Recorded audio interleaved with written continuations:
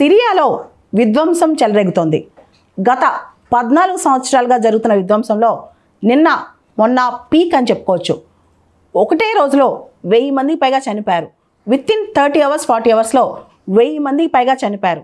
దానిలో 745 మంది సివిలియన్సే. మిగతా వాళ్ళు 125 మంది గవర్నమెంట్ సెక్యూరిటీ ఫోర్సెస్, తర్వాత 148 మంది మిలిటెంట్స్ అన్నమాట. అసలు సిరియాలో ఏం జరుగుతుంది? ఎందుకింత విధ్వంసం? ఒకటే రోజులో 1000 మంది చనిపోతారా? ఇంత దారుణం ఎక్కడైనా ఉందా? ఇదే పెద్ద ప్రశ్న అన్నమాట. అసలు సిరియాలో ఏం జరుగుతుందో తెలుసుకుందాం. గత డిసెంబర్లో 3 మాసాల క్రితం బషర్ ఆల్ అసద్ ఆయన పారిపోయారు. లిటరల్గా ఆయన గవర్నమెంట్ పడిపోయింది, ఆయన దేశం వదిలి వెళ్ళిపోయారు. 25 సంవత్సరాలుగా నియంతృత్వ పోకడలతో సిరియా జరిగింది ఆయన అధ్యక్షతన, సిరియా ప్రభుత్వం నడిచింది ఆయన అధ్యక్షతన. ఈ బషర్ ఆల్ అసద్ అక్కడ షియా కమ్యూనిటీ అనమాట.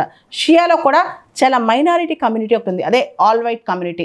దానికి ఆయన అధ్యక్షుడు, షియా అక్కడున్న బషర్ అల్ అసద్ గవర్నమెంట్కి అధ్యక్షుడు. ఈ షియా కమ్యూనిటీకి ఆయన ఆల్మోస్ట్ అక్కడున్న వాళ్ళకి ఒక హెడ్ లాగా అనమాట. ఆయన ఏం చేశారు? ముఖ్యంగా సిరియాలో మెజారిటీ ఉన్న సున్నీల్ని అణగదొక్కేశారు. అందరినీ అధికారంలోకి తీసుకొచ్చారు. షియా ఆల్ వైట్ కమ్యూనిటీ వాళ్ళని, తన చుట్టుపక్కల వాళ్ళని, చుట్టాలని, ఫ్రెండ్స్ని అందరినీ అధికారంలో పెట్టుకున్నారనమాట.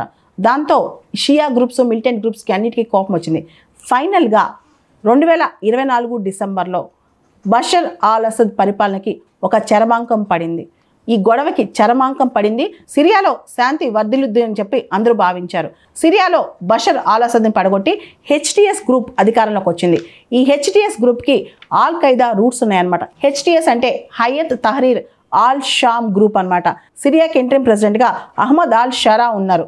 ఆయన మాత్రం మేము షియాల పైన, ముఖ్యంగా ఆల్ వైట్ షియాల పైన ఎటువంటి హింస చేయము, వాళ్ళని హరాస్ చేయము, వాళ్ళని ఎగ్జిక్యూట్ చేయము, వాళ్ళని ఎక్స్టర్మినేట్ చేయమని చెప్పి ఆయన హామీ ఇస్తున్నారు.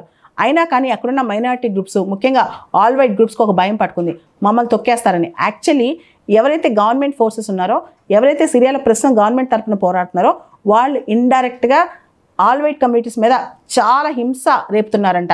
ఇది వాళ్ళ యొక్క భయం అనమాట. దీంతో 2 రోజుల నుంచి సిరియాలో గవర్నమెంట్ ఫోర్సెస్ అంటే security forces, anti government forces మధ్య పెద్ద గొడవ.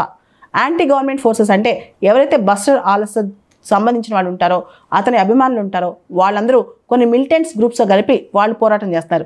ఇంకో పక్క గవర్నమెంట్ సెక్యూరిటీ గ్రూప్స్ కూడా పోరాటం చేస్తున్నాయి. మొత్తం ఈ హింసలో సివిలియన్స్ ఎక్కువ మంది చనిపోతున్నారు, అమాయకులు ఎక్కువ మంది చనిపోతున్నారు. గత 25 సంవత్సరాలు చూసుకుంటే సిరియాలో పుట్టిన ప్రతి పిల్లవాడు కూడా హ్యాపీగా లేడనమాట. ఎక్కడ ఏ విధ్వంసం ఎవరికీ తెలియదు. 2011లో అరబ్ స్ప్రింగ్ వచ్చినప్పుడు కూడా సిరియాలో ఇంతటి విధ్వంసం జరిగింది. ఆ తర్వాత ఇంత పెద్ద విధ్వంసం జరగటం ఇదే తొలిసారి అనమాట. ఒకటే రోజులో ఇంతమంది చనిపోవటం సిరియాలో. అసలు సిరియాలో శాంతి దొరుకుద్దా? హెచ్టిఎస్ అధికారంలోకి వచ్చాక కాస్త పీస్ అనేది సిరియాలో దొరికిద్దేమో. బషర్ ఆల్ అసద్ వెళ్ళిపోయిన తర్వాత సిరియాలో కాస్త శాంతికి స్థావరం ఉంటుందేమో అనుకున్నారు, కానీ అది కూడా కనుమరుగైపోయింది అనమాట.